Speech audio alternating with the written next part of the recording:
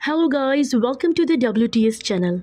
आज हम आपको एक्सप्लेन करेंगे 2004 की कुर्दिश मूवी जिसका नाम है टर्टल्स कैन फ्लाई। ये उन रेफ्यूजीज़ की कहानी है जब सद्दाम हुसैन जिंदा था। और एक चीज़ इस मूवी को खास बनाती है कि इसमें दिखाए गए सारे बच्चे ये उनकी रियल लाइफ की ज़िंदगी पर आधारित है जो आपका दिल भी निचोड़ कर रख देगी। कहानी की शुरुआत में हमें ये दिखाया जाता है कि इराक और अमेरिका के बीच जंग छिड़ी है। लोग इराक से भागकर सरहद से जुड़े तुर्की देश में सहारा ले रहे हैं। एक लड़की किसी पहाड़ की चोटी के किनारे खड़ी है, नीचे झांक रही है। लगता है ये उसका अंत है, लेकिन इस अंत की कहीं तो शुरुआत हुई होगी। सरहद से लगे गांव में युद्ध देशों से भागे हुए लोगों का डेरा लगा है।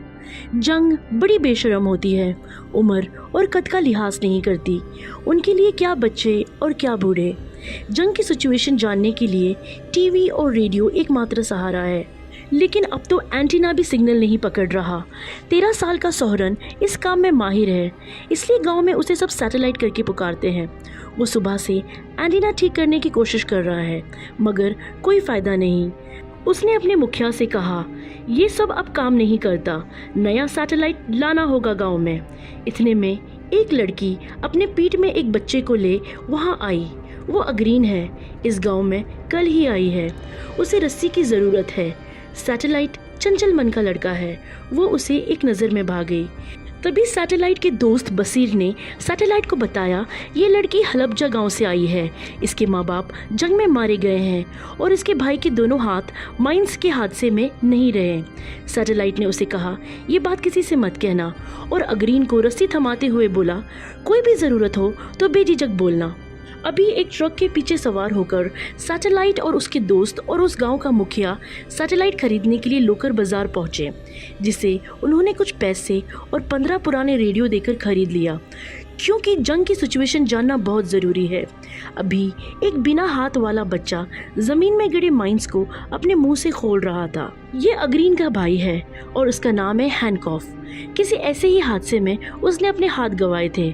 इस माइंस को अमेरिका ने बिछाया है, जिसे ढूंढ के निकालना ही इस गांव के बच्चों का काम है, जिन्हें वो आलू प्याज के दाम में बाजार में बेचकर उन्हें पैसे मिलते हैं और उसी पैसे से ये उनका गुजारा चलता है। अब यहाँ बसीर सैटेलाइट से शिकायत कर रहा है कि वो बिना हाथ वाला लड़का हमारे इलाके में घुसपैठ कर रहा है, और जब उसे मना किया तो उसने अब्दुल को मारा। जब सैटेलाइट उसे झगड़ा करने पहुंचा तब बिना कुछ बोले हैंकॉफ वहां से चला गया। फिर सैटेलाइट ने पास ही एक पेड़ से एक छोटे हुए बच्चे को बंधा हुआ देखा, जो उस दिन अग्रीन की पीठ पर था। शायद इसलिए वो उस दिन रस्सी लेने आई थी। अब सारे बच्चों की मदद से गांव में नया सैटेलाइट लग गया। सैटेलाइट लगते ही रेफ्यूजी लोगों की भीड़ जमा हो गई। उन्हें भी जंग की हालत जाननी है, जिसकी वजह से उनकी जिंदगियां तितर बितर हो चुकी है। सैटेलाइट ने देखा कि भीड़ में अग्रीन भी शामिल है। बहुत ज़्यादा भीड़ जमा होती देख सैटेलाइट ने कहा कि मस्जिद के माइक में वो खबर की घोषणा करवा देगा। अभी आप सभी लोग यहाँ से जाइए। टीवी देखने के लिए आसपास के गांव के मुखिया भी आए हैं। सारी खबर अंग्रेजी भाषा में होने के कारण सैटेलाइट उन्हें इसका मतलब समझा रहा है। अब रात हो चुकी है। अब यहाँ रात को बच्चों से भरे कमरे के बीच हैंकॉफ की नींद खुली तो उसने देखा कि वो छोटा बच्चा रेगा वहाँ नहीं है। उसने अग्रीन को भी जगा कर पूछा, लेकिन उसको भी कुछ नहीं मालूम। इधर रेगा कटीली तारों को पकड़े अपनी माँ को बुलाते हुए रो रहा है।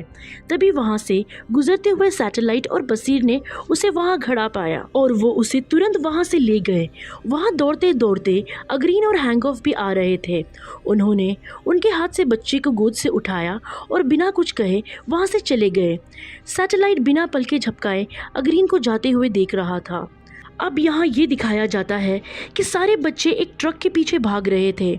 उस ट्रक में लदे हैं जंग में इस्तेमाल हुए मिसाइल्स, जिसे एक जगह सजा कर रखने पर उन्हें 10 दिरहम पैसे मिलेंगे। अग्रीन और हैंकॉफ भी वहाँ आए हैं। अग्रीन अपनी सुनी नज़रों से ये नज़ारा देख रही थी, क्योंकि इसी मिसाइलों की वजह से उसके माँ बाप मारे गए हैं। कितनी अजीब बात है, आज उन्हें इसे ही सजा कर रखना पड़ रहा है।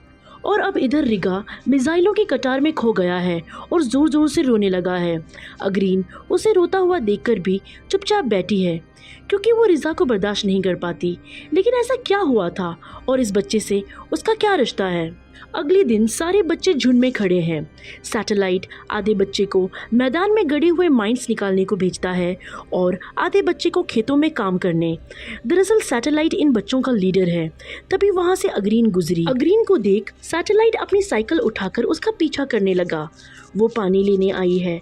किसी तरह भीड़ में घुसकर सैटेलाइट उसके लिए पानी ले आया।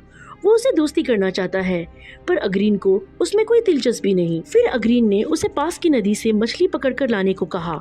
सैटेलाइट ने तुरंत कपड़े उतार पानी में छलांग लगा दी। मौका देख अग्रीन वहां से भाग गई। अभी यहाँ रात में हैंगऑफ अग्रीन और रेगा के बीच में सोया है, क्योंकि हैंगऑफ को पता है कि वो बच्चा अग्रीन को एक आंख नहीं भाता। अग्रीन ने पूछा, हम लोग कब यहाँ से रवाना होंगे? तब उसका भाई हैंगऑफ बोला, पहले तुम्हें इस बच्चे को अपनाना होगा, अपने मन से इसके लिए नफरत निकालनी होगी। तभी अग्रीन के दांतों में दर्द उठा। तभी उसका भाई बगल में रखी केरोसिन तेल को मुंह में दबाने को कहा। आधी रात हो गई। अग्रीन को नींद नहीं आ रही। उसने वही केरोसिन का डिब्बा लिया और बाहर नदी किनारे चली गई। वो केरोसिन अपने शरीर में डालने लगी। वो मरना चाहती है। तभी किनारे उसे ऐसा लगा जैसे रेगा उसे पुकार रहा है। वो उसके पास जाने के लिए रो रहा है। रेगा की आवाज़ सुन वो खुद को आग नहीं लगा पाई और वापस चली गई, क्योंकि कहीं ना कहीं उसको उस बच्चे को पसंद ना करने के लिए तकलीफ़ होती है, क्योंकि उसे मालूम है कि जो कुछ भी हुआ है उसमें रेगा का कोई कसूर नहीं है। वो बच्चे को गले लगाकर सो गई। एक दिन रेगा की नाक से खून निकलने लगा। किसी को कुछ नहीं समझ आ रहा था कि रेगा को हुआ क्या है। हैंगऑफ उसे लेकर डॉक्टर के पास दौड़ा। पीछे पीछे अग्रीन भी है। रास्ते में सैटेलाइट ने उन्हें देखा, उनकी मदद करने के लिए आगे आया और अपनी साइकिल में बिठाकर ले गया। यहाँ अकेली खड़ी हुई अग्रीन एक पहाड़ के किनारे आके खड़ी हो गई। उस चुपचाप रहने वाली लड़की के दिल में कितनी उथल पुथल हो रही होगी। ऐसा क्या हुआ होगा जिसने उसे खामोश कर दिया? अब कहानी जाती है फ्लैशबैक में। इराक के एक गांव में अग्रीन और उसका परिवार रहता था। वहां एक रात दुश्मन सैनिकों का छापा पड़ा।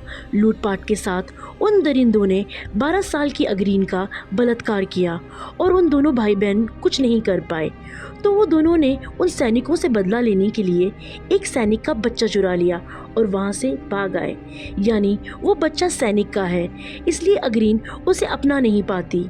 डॉक्टर के पास से लौटकर सैटेलाइट तेजी से साइकिल चलाकर वापस आ रहा है, क्योंकि उसने अमेरिकी सैनिकों को उस तरफ आते हुए देखा है। मस्जिद में माइक पर उसने घोषणा की कि हमला होने वाला है, सभी ऊंची पहाड़ी की तरफ जाएं। पूरी भीड़ उस तरफ चल पड़ी, मगर हैंगऑफ अग्रीन और रेजा को लेकर वहां नहीं गया। सैटेलाइट के पूछने पर भी उसने कुछ जवाब नहीं दिया। तब हम ये देखते हैं उस छोटे बच्चे के हाथ में 2 कछुए के बच्चे हैं। वो उसके साथ खेल रहा है। उसने सामने जमे खड्डे के पानी में उस कछुए को डाल दिया। अब वहाँ पहाड़ पर 2 हेलीकॉप्टर आते दिखे, जिसमें कुछ कागज हवा में उड़ा दिए गए, जिसमें लिखा था, उन सभी लोगों को सद्दाम हुसैन ने अपनी तरफ से जंग में लड़ने का मौका दिया है। बच्चों के दिमाग में जंग की बातें घुस गई हैं। वो सभी जंग में जाना चाहते हैं और सैटेलाइट के संग सारे बच्चे मिलकर लोकल बाजार में हथियार खरीदने पहुंचे, पर उनके पास इतने पैसे नहीं थे। तब सैटेलाइट ने वो माइंस बेचे जो उन्होंने इकट्ठा किए थे राशन पानी के लिए, पर अब उसके बदले में उन्होंने बंदूक खरीद ली। खाने से भी ज़्यादा ज़रूरी लड़ना हो गया है उनके लिए। अब खाना खाते वक्त अग्रीन ने हैंगऑफ से पूछा, हम कब यहाँ से जाएंगे?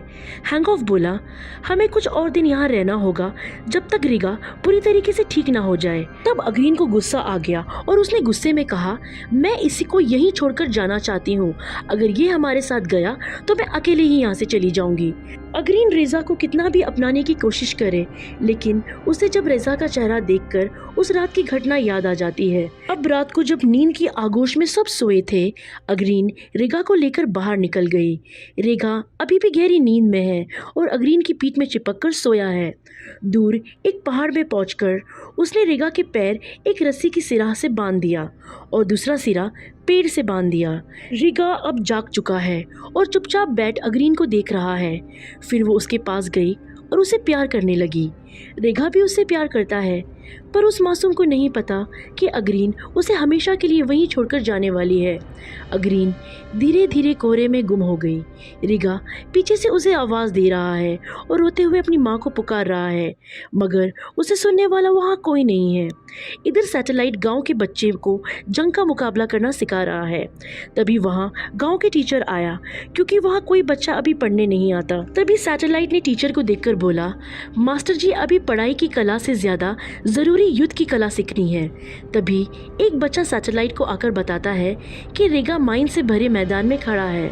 तुरंत सैटेलाइट समेत पूरे बच्चे वहां पहुंचते हैं। वो रेगा को इशारा कर रहे हैं, मगर वो इतना छोटा है कि वो उनकी बात समझ नहीं पा रहा। अब सैटेलाइट धीरे धीरे उस बच्चे की तरफ बढ़ा। उसे देखकर वो बच्चा बहुत खुश हो गया और पास आने लगा। अब पास आते ही उसने एक लैंड माइन को छू लिया। जोर का विस्फोट हुआ, हर तरफ धुआं ही धुआं है। रिजा तो सही सलामत है, लेकिन सैटेलाइट के पैरों पर चोट लग गई।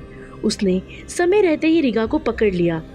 तब वहाँ बसीर आया और एक जोड़ा बैसाखी थमाते हुए सैटेलाइट से कहा कि सद्दाम हुसैन गिरफ्तार हो चुका है, अब लगता है जंग रुक जाएगी।